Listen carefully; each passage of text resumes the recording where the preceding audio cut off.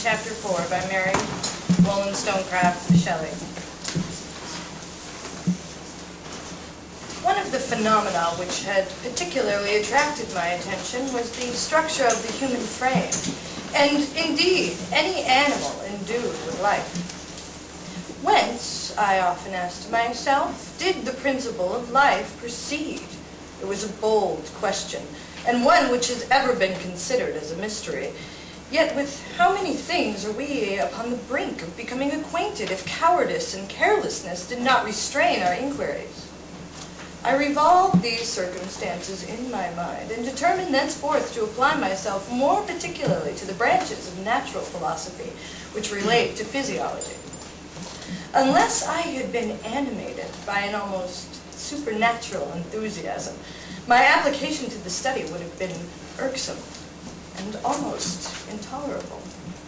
To examine the causes of life, we must first have recourse to death. I became acquainted with the science of anatomy. But this was not sufficient. I must also observe the natural decay and corruption of the human body. In my education, my father had taken the greatest precautions that my mind should be impressed with no supernatural horrors.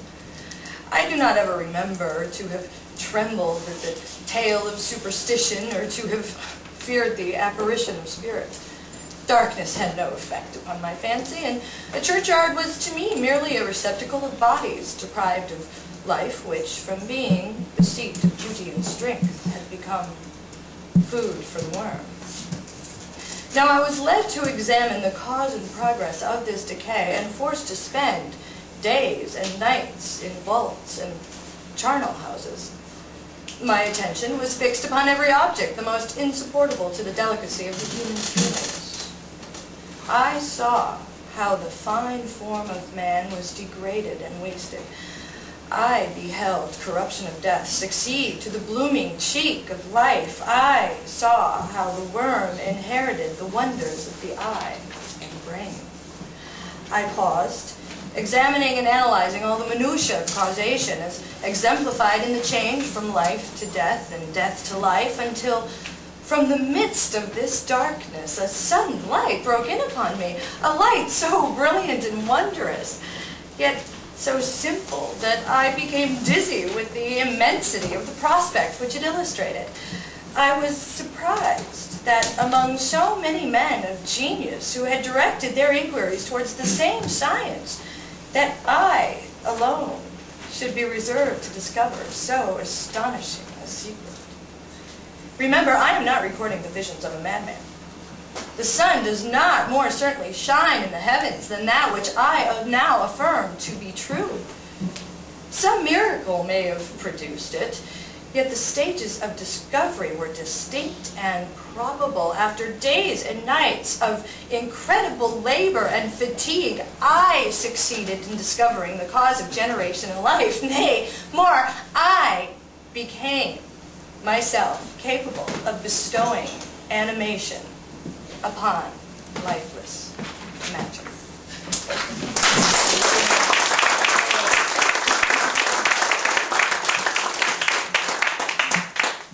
Spirits of the Dead by Mr. Poe. Thy soul shall find itself alone mid dark thoughts of the grey tombstone, not one of all the crowd to pry into thine hour of secrecy. Be silent in that solitude which is not loneliness, for then the spirits of the dead who stood in life before thee are again in death around thee, and their will shall overshadow thee. Be still. The night though clear shall frown, and the stars shall not look down from their high thrones in the heaven with light like hope to mortals given.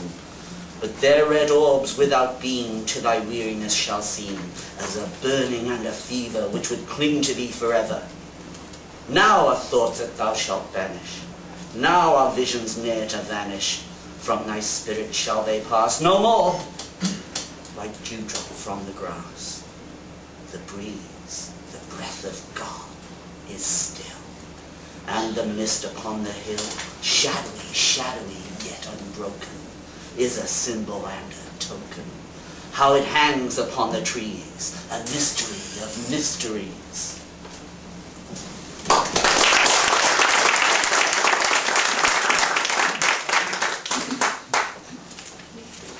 grave, my Longfellow. For thee was a house built, ere thou wast born. For thee was a mold meant, ere thou of mother camest. But it is not made ready, nor its depth measured, nor is it seen how long it shall be. Now I bring thee where thou shalt be. Now I shall measure thee, and the mold afterwards. Thy house is not highly timbered, it is high and low. When thou art therein, the heel ways are low, the side ways unhigh. The roof is built thy breast full nigh, so thou shalt dwell full cold, dimly, and dark. Doorless is that house, and dark it is within. There thou art fast detained, and death hath the key. Loathsome is that earth house, and grim to dwell within. There thou shalt dwell, and worms shall divide thee. Thus thou art laid, and leavest thy friends. Thou hast no friends? Who will come to see thee? Who will ever see how the house pleaseth thee? Who will ever open the door for thee, and descend after thee? For soon thou art loathsome, and hateful to see.